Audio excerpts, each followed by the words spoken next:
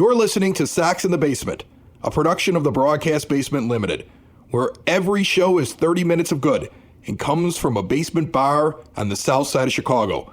Pull up a stool, pour a cold one, and join us right now for Sox in the Basement. Heard everywhere podcasts can be found, and always at soxinthebasement.com. There is so much to talk about on a Saturday morning on one of the biggest weekends that there is on the South Side. Like, this is the weekend. If you're a South Sider, you know this is the weekend. This is the weekend. This is the one you've been waiting for. Yeah, I mean, this is the weekend spring officially begins. This is the weekend where all the pretty girls are out again because it's time to celebrate St. Patrick's Day. And they're either at the downtown parade or, to be honest with you, they're down on the South Side having a great time. Like, I'm going to stop by the Cork. You'll see me walking around there on Western Avenue. I love that place. I love everything up and down that strip. But you're going to see me out. I got the whole family here for this one. It's great. I got all the kids back in the house. Audrey's back from U of I for spring break. So, I have all three of them here, and that is such a blessing when I have all of them in the house together since she went off to college. It's like you're missing something. And today, I picked her up from the bus coming back from U of I, my 19-year-old who's studying architecture down at Illinois. And I picked her up, gave her the biggest hug. But the moment of the day was when we drove over to her littlest brothers. Like, she's got one that's in high school at Brother Rice. And then she's got one that's in grammar school. Went over to the grammar school. They were doing St. Baldrick's. I don't know if you know what this is, Ed, but they shave little children's heads to raise money. Yeah. And so he got his head shaved. So the kid is just getting into the barber chair. They got like 4 or 5 of them lined up. And he's just getting into the chair. And his sister and I walk in. And I'm like, run up there and take a picture of him because he doesn't even know she's back in town. And it was like watching a kid walk into Disney World for the first time. He hadn't seen his sister in 2 months. And this kid's face lit up while he's sitting in the chair as she walked up. And as soon as his head was shaved, he ran through the crowd and just this 9-year-old little boy and dove into his sister's arms. And I don't think he let go of her for like 5 minutes. I almost cried. That's when you got a family member that comes back, when one of the kids gets back and the little kid is like, oh, my sister's back. He's been sleeping in her room while she's away at college because he's like this way. Like, he won't. First of all, the teenager loves it because they share a room. Well, I was about to say that for one thing, he gets away from his brother's teenage funk. Yeah, Dominic, that all boys have. Right, exactly. Dominic's like, oh, gotta get my room to myself because the little guy's sleeping in his sister's room. And so but it's because he misses his sister. So that's been a big moment. So we got the beauty of the parade coming, a beautiful day on Friday. I've already had my first Guinness. I was recording for Lamont Unlocked at an Irish pub in Lamont. I'm going to say the name wrong because I've only been out there a few times. Huey McClafferty's. I think that's how you say the last name. And it's the actual last name of the bar owner. So if I screwed it up, I'm sorry. But I believe that's the name. But I mean, they gave me fish and chips and Guinness this morning when I recorded a segment for Lamont Unlocked at 10 o'clock in the morning. So I've had my 10 a.m. Friday morning Guinness before we recorded this show. It's a good day. It's beautiful out. It's a good day. It's a good day. Like, it's going to be a good weekend. Brother Rice is going to the state championship game. I've been laughing about it for the last couple of weeks on this show. I've been wearing a Rice thing. I'm wearing my Rice cap. You can see it if you're watching us on the YouTube channel. Right. And I've got on my Illinois shirt because they're playing in Champaign. So I'm going for the good mojo and the BR hat. And the Crusaders go for a state championship on Saturday night. I watched that game on Thursday night with my son who could not make the trip down there. He's a water polo player. He's playing in a tournament all day Saturday. So the entire Rice water polo team can't go down state. They're just disgusted. And we're sitting there watching the game on the U. And I love that school. I'm sorry. If you don't like Brother Rice, let's say you went to another school on the South Side. I apologize that you don't like them, but I love my school. I love my alma mater. I do. They are the same as they were 30 years ago. It's an all-boys school, and when you're in an all-boys school, you're not afraid of what girls think. It's just a giant locker room. That's what the school is. It's like the greatest environment for 4 years. And you could tell, because during the game, there was one team all dressed in their school colors, chanting. And then there was Rice, shirtless, the entire section. well, you could get away with that. Right. When you school, have no girls in class, it doesn't matter how fat you are and how ridiculous you look like with your shirt off. You don't care. Like you had hundreds and hundreds of teenage boys just standing there shirtless throughout the entire game. And I'm watching on TV. I'm like, this is my school. This is my school. They are ridiculous. I'm sure their principal hated it, but I loved it. I absolutely loved it. Go Crusaders. I hope they win. Okay. That'd be really cool. So yeah, it's a huge weekend. I cannot wait. We're getting weird news about the White Sox. And by the way, other thing that happened this weekend that I want to talk about before we get to the White Sox. And the strange news has come out that makes me think that Mike Clevinger is the closer. And the rotation seems almost set. And Kyle Teel is making moves down there to the point where I'm starting to wonder whether or not he should be the starting catcher on opening day. Because that kid looks good. Yeah, he does. And he would enjoy that shirtless crowd. As we've heard, he takes batting practice naked. Right. Yeah. Just just has to remember which bat to use. Right. So, but before we get to that, we made a list. Millions.com, I believe is what it is. They do all sports podcasts. They released a list of the top 100 sports podcasts. They seem to be all in the Chicago area as I go down the list. I only made it to 23. I didn't look at the rest of the list because once I got to 23, Sox in the Basement was there. And you're going to be like, you're 23rd, Chris. Why are you excited? Because the first 22 are all radio station mainstream podcast or like Barstool stuff. Like it's a professional Chicago radio broadcaster doing the first 22, or like Barstool, which is huge. I can't compete with them, right? So we're the first real independent podcast on that list, which to me was like, that's awesome. Like, I didn't even know the list was coming out. I'll be honest with you. Millions reached out a couple years ago and asked us to do extra content for them, and I actually turned them down. So you would think they wouldn't like me because I was like, I'm happy with what I'm doing. Honest to goodness, like I was shocked that they made that we made the list because I never did anything for them. And so that was cool. Secondly, to be the number one independent podcast in all of the sports landscape in the Chicagoland area, that, I thought that was really cool. And it, touched me right here in the heart. And then the third thing is cool. Highest rated White Sox podcast. Yes. Highest rated White Sox podcast. Like I didn't see the Chuckster above me in those first 22 spots. Neither did I. No, I didn't see him either.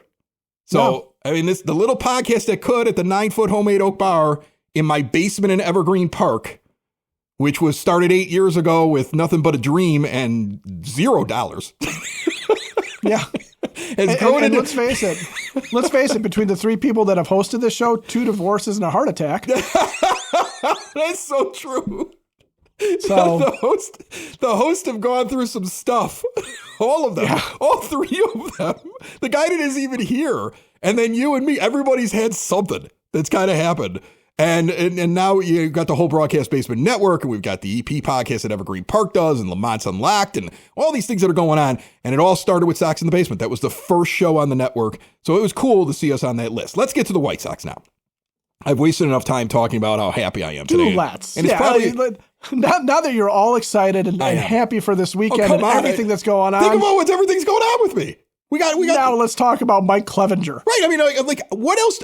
Think about how excited that what a great weekend this is setting up to be. Right. I mean, like I got possible my high schools could possibly win a state championship. My daughter's in town. It's the high holiday, the South Side Parade. The weather's beautiful. I was drinking Guinness at 10 a.m. I'm on a list. I mean, things are going great, Ed. All right. Now let's talk about the White Sox. Yeah. That's going pretty well, pretty good too. The rotation. It really actually is. Yeah. I mean, look, the rotation is almost set. Will Venable comes out on Friday and adds one more pitcher and Sean Burke to the rotation. They have 4 guys now that are legit, already announced rotation pieces. And congrats to Fangraph's roster resource because they had it the entire time, who they thought were the top 4 that were going to make it. Martin Perez, Jonathan Cannon, Davis Martin, Sean Burke. I don't know what the order will be. Bryce Wilson's the prediction for 5, but it doesn't sound like that's for sure. And he's really a swing man.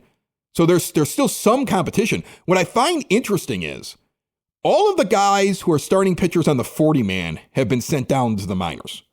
if somebody else makes it into that rotation, it'll be somebody that you have to fit on the 40-man roster unless I'm missing something. Iriarte, Nastrini, Eater, Winkelman, Gonzalez, Jared Schuster just sent to the minors. Owen White, all of them sent to the minors. Juan Corella sent to the minors. Like, it looks to me, unless I'm missing something, that if somebody makes it into that rotation unexpectedly, it's going to be somebody they're going to have to add to the 40-man, which means somebody gets dropped off the 40-man. So it's not. I would bet it's Shane Smith, the Rule 5 pick. But right now he looks like he could also be a long reliever. Like he's in that same category. He's in that same category as Bryce Wilson. Yeah, but you got to give him back to the Milwaukee Brewers if you don't keep him. So I think the question between him and Wilson is, do you want to, since you've invested a Rule 5 pick in Shane Smith, you've invested in putting him here, do you want to see him as a starter? Do you want to try him out there and see if he is a piece that you're going to keep over, the long term, or do you just want him as a really a good looking bullpen arm, right? And how do you want to use this guy? Because he was major league ready when they plucked him. Like he wasn't a guy that's like, he's never made it above Double-A or he's never made it above A-ball. Like this guy was somebody that the Brewers were probably eyeballing for a spot too. They just didn't have room for him because that's a team with deep pitching.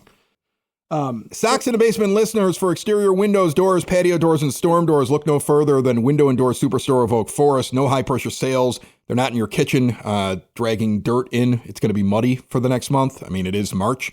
You don't want somebody walking in, tracking dirt in. Go to their showroom, see everything right there in person. Speak to an owner. There's always one in the showroom. There's always an owner on site. They make sure the job is done right with their own installers as well. They don't farm out the work. They've been doing it that way in Oak Forest since 1985 for over 40 years, making all of their clients super happy with their brand new windows. All major brands custom made, no stock items for a perfect fit. Window and Door Superstore of Oak Forest is a half block east of 159th and Ridgeland at 6280 159th Street. See more at windowdooroakforest.com. I thought you were at the end of your thought. That's the problem with us not being in the same place. That works. Was it the end of your thought? Was I good on that? Yeah, sure. Okay, cool. Yeah. Then we can move on to end enough. We can move on to another thought, which is the weirdity, the oddity. Bruce Levine reporting that Will Venable, and I'm going to read the tweet. Let's just read the thing because it's Bruce, and so I don't want to be paraphrasing Bruce and then it's not true, and then people think I said it. So we're going to read. Right. Let's go with the exact verbiage here. Exactly. I mean, do you think he tweets? Do you think Bruce is the tweeter? Or do you think he's got a guy that hits the little buttons for him on the phone at this point? You know what? I bet you Bruce tweets. You think so? Okay. I think it's been around long enough. He's got it. All right. Sox manager Will Venable confirmed today that the top 4 pitchers of the rotation will be Perez, Cannon, Martin, and Burke. He did not say what order they would be slotted. He also said he may have multiple pitchers in the 9th inning role. Mike Clevinger is near the top of that list. Mike Clevinger. I mean, I got picking him up in the idea that, all right, and first of all, I didn't get picking up. I don't want to say that. Like there were so many other options I would have rather we didn't understand. I didn't understand it. But if you're going to pick him up, I would at least think that you're going to make him one of the starters so that you could flip him, because that seems to be your plan. This is like what the White Sox do. Let's bring in Clevy. Let's have him pitch. If he's doing well enough, maybe we can flip him. And it seems like now you think that you're going to flip him as a closer. Weird. And maybe. Well, and this could be coming from Clevy himself, right? Because he's had some injury issues, repeatedly since he was like a really good pitcher back when he was with Cleveland, and a little bit when he was with San Diego. So he's a guy that was a reclamation project when he came here in the first place, and we had talked about that eons ago, and when there was first a Mike Clevinger signing. But this could be something where he's sitting there going, okay, I want to do this. And, if you're the White Sox, you're sitting there going, we've seen so many guys who were decent to good starters who needed to transition to the bullpen become really pretty dominant arms in the bullpen, because the stuff that plays up for them over 6 innings plays really up for them over an inning, to 2 innings. And I think it's a good gamble anyway. I mean, think of what you will about Mike Clevinger, but he fits that mold of the starter who needs to do something else to keep his career going. And if he does come out and he does save a bunch of games and he's got the solid whip and he's got the good K numbers and he keeps the walks down, then he becomes an asset because there's a lot of teams that would look into that. And frankly, the idea of flipping him as a starter, there may be questions about that from other teams because of his durability issues in the past. But as a reliever where you can kind of protect him, especially as a closer where you're not going to rely on him every day, and you tend to protect your closers by giving them only so many days and then giving them days off, that to me almost becomes something where you're going to get more out of him on the trade market than you would if he was languishing as your fifth starter and going 5 1/3 and had an ERA somewhere around 4 and was doing an okay job. Besides, Shane Smith can do that, and you're investing in the future. Mike Clevinger does that. You're holding on to a relic at that point. But if he comes out, like I said, if he comes out smoking in the bullpen, and so far, 2 games, you can't really read much into the 2 innings, but 2 innings, 3 strikeouts, and he hasn't given up anything else. That's a nice start for it. All right, so let's take a look at the battle for the White Sox infield, which I really enjoy doing every week. I don't know if other people enjoy it, but I enjoy it because this should be wide open. And so if we're just going off of merit and what they're doing in spring training, where do they sit right now? Okay, well, let's take a look. You can make an argument that William Bergolla at shortstop is making a case, but he's only had 9 at-bats. So let's see. Let's give him a couple more starts, but he's trying to be the shortstop, and they got to find an option after Montgomery was gone. Yeah, he's making a good push. Even in a 9 at bats, 1.122 OPS that could change though. Good. He could have 9 more at bats, and it could be way down. So let's just give him a little bit of time, okay? Nick Maton is 18 at bats in, 6 for 18, 333, and a 1096 OPS. So he also can play a little bit of shortstop. Most likely could be the second baseman or at least one of these utility guys. He's making a case to make the team. Miguel Vargas is hitting 400 now, folks. He's 10 for 25. He's hitting 400, on base at 467, 1027 OPS. I think the more I make fun of Miguel Vargas and say that he's not good enough, he plays better. And if I need to show up all year long to 35th and Shields with a sign in the outfield that says, Vargas, you suck, for him to go out and hit 25, 30 home runs and around 300, I'll do it. Yeah, you'll play the role of Randy Quaid in Major League 2? No, more like Tiger Town, but like a more sadistic, weird Tiger Town. Remember that? When the kid had to be there? The kid had to be there, or otherwise the Tigers were bad. You remember that movie? Not a lot of people know Tiger Town. Go see Tiger Town. Yeah, that's an obscure reference, but a good one. Do you remember that movie though? It's like one of those movies you never see on TV. And it's like one of those things, like, how people sit there and they say, like, there was a movie with Sinbad where he was a genie, but everybody's like, no, it didn't really happen. Well, because it didn't. But you're convinced that it happened? I worry that Tiger Town didn't happen, but then my sister brings it up all the time because she loved that movie. So Tiger Town must have happened. And in Tiger Town, they're good if the kid is at the game. If he's not, like the big moment at the end, he's trying to get into the stadium and he just runs through the tunnel. And he finally gets his eyes on the game at the last possible moment for the Tigers because they suck the whole game because he's not actually there, which is just a weird premise, but it's the way that all fans think. Like they have their superstitions. This is why I'm wearing the Rice hat. I've changed my outfit every time they've made this run through the postseason. But I've always had something that said Brother Rice on it, but it's been a different outfit, some different combination every time. You're a fan, you get superstitious. And so I was thinking about it today before I came in here. That's what Tiger Town is. It's a movie about superstition in baseball. It's a great movie if you haven't seen it. Miguel Vargas, if I need to stand out there in more of a sadistic, like pick on Miguel Vargas, have people throwing things at me in August because if he's doing that well all year long, I'm going to look like a fool. But if I need to look like a fool all year for him to be a real baseball player, I'll do it. All right. So I'm just going to keep putting out that he's not that good. And he was terrible when he was given 81 games with the Dodgers. I'm just going to throw it out there and maybe he'll continue to prove me wrong. I am looking forward to the September promotion that Jerry does, knowing how much he loves you, that Jerry does when it's rotting vegetable night in the outfield. Brandon Drury continues to impress. 31 at bats. He's 10 for 31, hitting 323 with a 1021 OPS.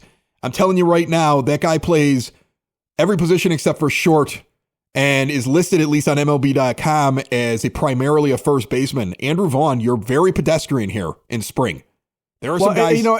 And what's funny about Drury is I forgot about him when we were talking in the last episode about potential players who could hit over 25 home runs. I forgot Brandon Drury has done that in the major leagues. And he has 2 so far in spring. Like, here's the thing. You're looking for power. I can't find anybody that could hit 25 home runs. If this guy's hot in spring and he's earning a job, give it to him. And he was, until injuries, he was a guy that was considered to be a very solid professional major league hitter when he was at his best. So there's no reason to keep him off the roster if he continues to play well in spring training, because he can play a lot of places and you have a lot of openings, as it turns out. So yeah, I would kind of expect that he is coming north. And Lenny Sosa, 9 for 25 at this point over 10 games, still hitting 360, 873 OPS. Tristan Gray has only had 11 at-bats. He's 3 for 11, hitting 273 with an 886. They got to figure out who's going to be the shortstop. They've got a lot of guys that haven't gotten a lot of at-bats, and now they have to scramble here in the next couple of weeks with Montgomery clearly not the guy to figure it out. But like I mentioned, it's not like Andrew Vaughn's bad. Like, somebody's going to say, why are you picking on Andrew Vaughn? I'm not. I'm just saying he's a replacement level player. He's hitting 269 in spring with a 629 OPS. His on-base percentage is 321. His slugging's 308. So he's just hitting singles, essentially. He is not... Well, yeah, he's got 1 double and that's right. it. He is not proving anything to me other than he's a replacement level player that you gave $6 million to, and there were other guys that will bring in the exact same amount of wins above replacement and value at the plate who will be paid half to a third of that off of the free agent market this year. And you have him sitting there, and if he continues to do it, like, what happens if you have guys that are just knocking the crap out of the ball? Are you really going to take a guy who's pedestrian, who's never shown you that he's anything other than replacement level, and insist that because he tries real hard and he's a good dude in the locker room, that he should have the spot coming off of a season where you lost over 120 games and set records? Like, that is going to be a strange paradox for this team to look at. I got more I want to talk about here on this show, but first we're going to get over to the Sox Nerd and see what the hell he wants to talk about today on Sox in the Basement.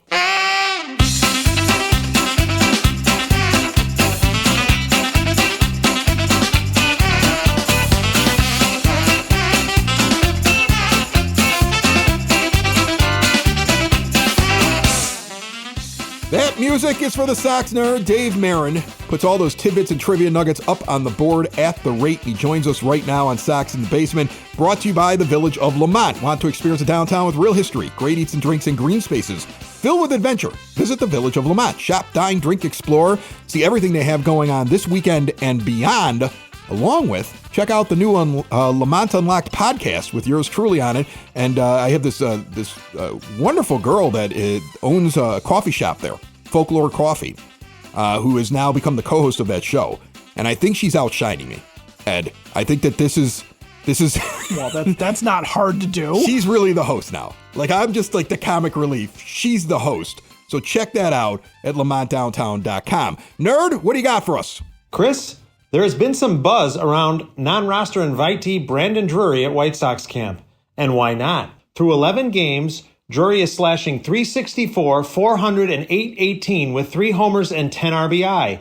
In Friday's win over Cincinnati, Drury had a monster game with 2 homers, a double, and 5 RBI. He has been one of the few regulars or veterans that has been consistent offensively in the Cactus League for the Sox. With Drury making a case for a roster spot, here are some nuggets on the former Diamondback, Yankee, Blue Jay, Met, Red, Padre, and Angel. The dude can play almost anywhere. He has appeared in at least one game at every position except catcher and center field. Drury has played the brunt of his games at second and third, but he has also seen substantial time in left, right, and at first.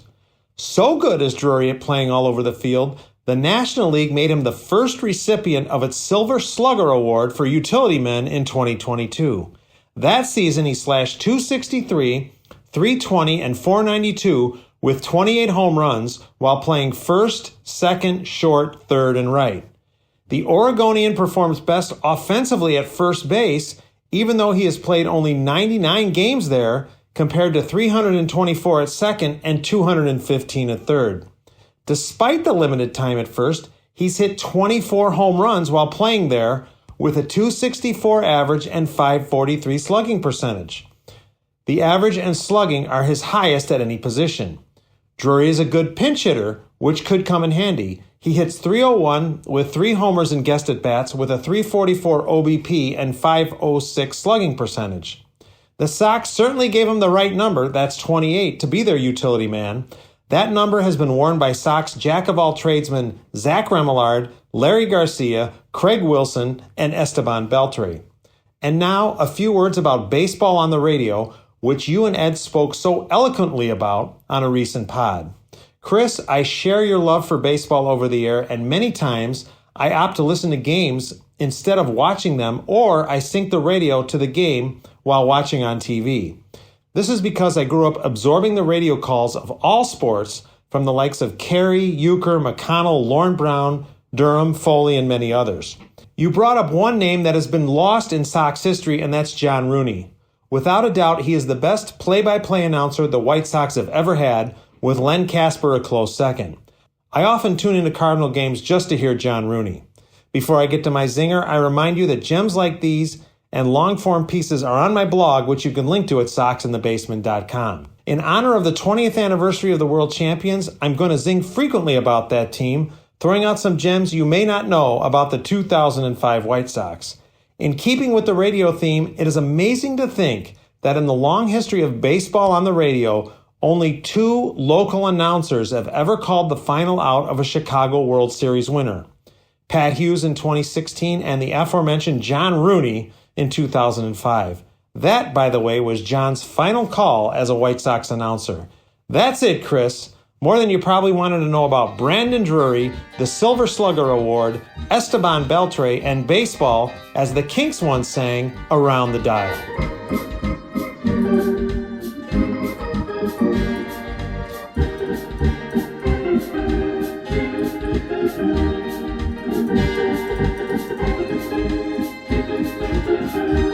Let's talk about Kyle Teel and what he's doing. Yeah, in lots, spring. actually. Yeah.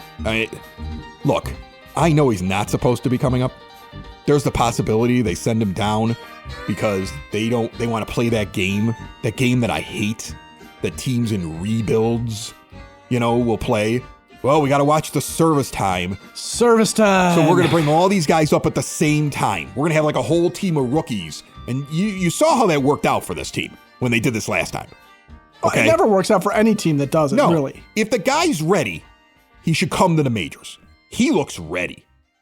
Like, he does. I mean, I know it's only 15 at-bats over 11 games, but 5 for 15 hitting .333, 474 on-base percentage. Just as many walks as strikeouts, 800 slugging, 1274 OPS, 2 home runs so far.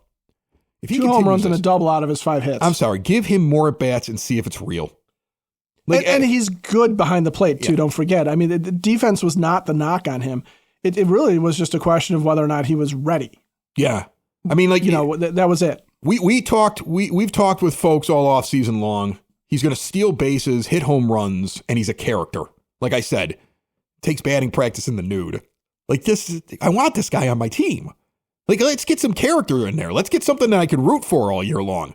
If Kyle Teel comes up, I'm getting a Kyle Teel jersey. I am. I'm going to do it. I know there's guys that grandstand. I know there's people that kind of grandstand about it that'll sit there and say, what kind of man puts another man's name on the back of his jersey? A fan does. Enjoy your fandom, for crying out loud. Yes, that's the whole point of it. Enjoy your fandom. Have somebody you root for crying out loud and put their jersey on. Yeah, my question is, what kind of a person puts their own name on the back of a jersey of a team that they'll never ever play for? Right. That person's got a problem. Unless you're a listener of Sox in the Basement, you don't have a problem. We love you. No. Just trying to make a point. Because that's real fandom, too. We're for fans, by fans. But think about that. Like, there are people that get upset about that. Like, I think shirtsies are kind of stupid. If you got them, I'm not mad at you about it. But there's the thing. I don't even care. If I see somebody at a game, I'm like, there's a fan. He's fanning. Good for him. If Kyle Teel makes it, he's like, I always used to talk with my dad about this when I was younger. He'd be like, he would ask me, like, coming up to like my birthday or Christmas or something like that. He'd be like, do you want to get a jersey? And, if I got a jersey, that was going to be the whole present. I mean, we're a Southside family. Right. He was a cop. We're on a budget. Like, I mean, like that's. Yeah, no, you're not. Right. That's not an amuse-bouche to the main present. He was an honest cop, so we were on a budget. Okay. And, I would have to sit there and think to myself, well, if I'm going to get a jersey, I want the guy to be around for a while. Like, I want to know that he's going to be good. Well, and that's the key. Right. When you're picking out the name, right? You don't necessarily, it's got to be somebody that's either around for a while, or it can be somebody who is like a folk hero for some reason. Like if you're walking around right now with a Timo Perez jersey, I would tip my hat to you. Okay. Timo will live forever. All right. El Duque was only here for one season. El Duque lives forever in White Sox. Timo Perez, okay. I love it. All right. So look, if he comes up, I'm convinced he's going to be the catcher for the next 10 years. I just feel that way about him. That's why you trade for him in that situation. That's why I'm getting a Kyle Teel jersey. Yeah. And Edgar Quero and Corey Lee, not that they've been bad, but Kyle Teel is just, this is the guy, this was one of the jewels in Garrett Crochet trade, right? This is one of the guys that you went to go get and you wanted him. That's the other guy. Corey Lee. Kyle Teel's doing well. Corey Lee is hitting .412 with an 11.18 OPS, 7 for 17. And you know only what? Struck out once too. I mean, he's going to be interesting this year. You know, remember he was a pretty good catcher and looked like he had a pretty good bat. I believe he was with the Astros before he comes here. He was, and I think he had the best pop times right. for a catcher in the majors last year. So he's a good guy behind the plate too. Now here's the thing. He could either be a guy who turns the corner this year, or this could be the result of him going up against AAA pitching in a lot of times there, or guys that aren't going to make teams and kind of feasting on them because he was doing that in AAA. So you never know that when you watch a guy all of a sudden start hitting really well who wasn't good the year before, or he could be figuring some things out. And you got to think that his motivation, if he's watching Kyle Teel come to this team and he's looking at Edgar Quero and his interviews, he's going, man, nobody keeps 3 catchers. These guys are coming for my job. This is a big year for Corey Lee. Like Corey Lee's got to have like a hell of a year to at least hold off one of them. And if Teel comes to the majors, he's playing. So now Lee's got to make himself good enough that he's not going to have Quero take his job one day. Like he's to stay a major leaguer. I mean, and that's the thing you're going to be looking for this whole season. Competition and guys earning spots. And that's what I've been preaching all offseason, and that's what I've been preaching here during spring training. People sit there and say, why are you, like I saw a comment, somebody was like, why are you so angry? I'm not angry. I talked about for 8 minutes what a wonderful weekend it's going to be. I don't hate this team. I'm rooting for competition. The only thing I get upset about is when we tell guys because of their draft status, their contract, or because you traded for them, that they have an automatic job. It's the only thing that bothers me. You leave it open and you let players believe that they have an opportunity to earn playing time, be a starter, and elevate themselves to where they start making more money in their career and build their career. You foster growth on your team. You tell people that guys already have jobs and your effort doesn't matter, and you get locker rooms like we've seen over the last couple of years on this team. That's what I keep trying to say. That's why I have been screaming to the ends of the earth on this show that you got to pay attention to what guys are actually doing in camp, and you have to reward good play, especially coming off all those losses. I think it's the best philosophy you can have, and I'm still curious what the final roster is going to look like, because what it looks like is going to tell you if they recognize that or if they're going to make the mistake of not rewarding guys who've earned something this spring training. Sox in the basement. Sox in the basement. Sox in the basement. Sox in the Basement. Heard everywhere podcasts can be found, and always on soxinthebasement.com.